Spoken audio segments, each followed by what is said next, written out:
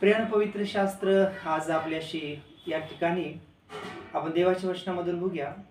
इर्मियाचं 17 अध्याय आणि 5 वचनामध्ये देव म्हणतो, परमेश्वर असे म्हणतो, जो इसम मनुष्यावर बिस्त ठेवतो व मानवाला आपला भाऊ करतो व ज्याचे अंतकरण देवापासून फिरले आहे तो शापित आहे.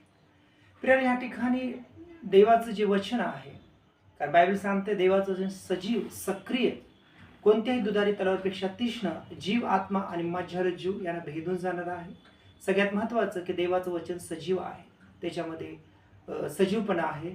आणि या ठिकाणी जे देवाचं वचन आहे ते आपल्याला सांगत आहे की जो व्यक्ती मनुष्यावर आपला विश्वास ठेवतो, जो व्यक्ती मनुष्यावर आपला भरोसा ठेवतो आणि मनुष्याला म्हणतो की हा माझी ताकद आहे, हा माझा शक्ती आहे आणि हा माझ्यासोबत आहे, तर मला भेण्याचं मला घाबरण्याचं कारण नाही आहे, तर बायबल सांगते की तो व्यक्ती शापित आहे.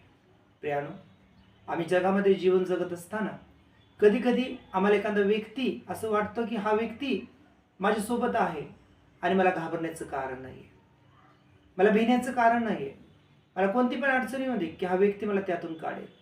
पण प्रियानो, बायबल सांगते की जो व्यक्ती मनुष्यावर विश्वास ठेवतो तो शापित आहे. आमचा विश्वास आणि आमचा भरोसा तो फक्त आणि फक्त परमेश्वरावरती पाहिजे. कारण प्रियानो, मनुष्य आमचं जीवन बदलू शकत नाही, मनुष्य आमच्यासाठी काही करू शकत नाही. जो परमेश्वर आहे, ज्याने आकाशपृथ्वी निर्माण केलं, तोच आमच्यासाठी योग्य प्लॅनिंग आणि योग्य योजना करू शकतो. आणि म्हणून तुमचा जर विश्वास एखाद्या व्यक्तीवर असेल, एखाद्या मनुष्यावर असेल, तर बायबल सांगते की तो व्यक्ती शापित आहे. प्रियानो, आजच आपला विश्वास देवावरती ठेवा.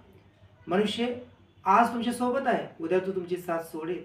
आज तो तुमच्या सोबत आहे, उद्या तो तुम्हाला धोका देईल, उद्या तो तुमची फसवणूक करेल. आज तो तुमच्यासोबत गोड बोलत आहे, उद्या तोच व्यक्ती तुमच्या संग क्रोधाचं बोलेल. आज तोच व्यक्ती उद्या कदाचित तुमचा घात करेल, उद्या तुमचा कदाचित तो नाश करेल. आणि मग त्याच्यावर भाव ठेवू नका. जर पूर्ण भाव ठेवायचा असेल तर तो फक्त देवावरती ठेवा. कारण परमेश्वर तुम्हाला रात्री सोडणार नाही, तुम्हाला दिवसा सोडणार नाही, तुम्हाला कोणत्याही परिस्थितीमध्ये सोडणार नाही. आणि म्हणून या पवित्र शास्त्रामध्ये एक दावीद जो राजा होता, तो राजा असूनही म्हणतो की परमेश्वर माझा मेंढपाळ आहे.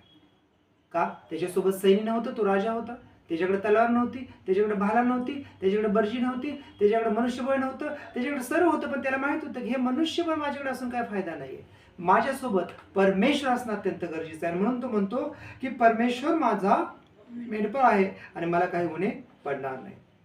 आणि म्हणून प्रियानो, आपल्यासोबत देव असणं अत्यंत गरजेचं आहे. आणि म्हणून त्या देवासोबत संगती करा, त्याच्यासोबत वेळ घालवा, त्याच्यासोबत बोला.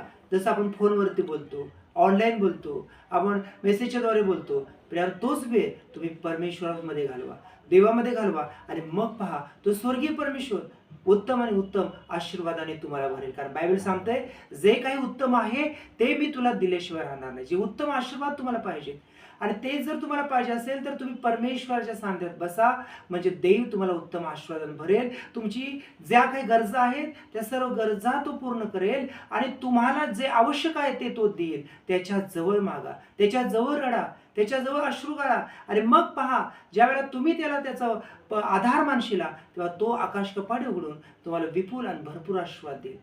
देव बाप करो आणि हे वचन तुम्हाला आशीर्वादित करू. आमेन.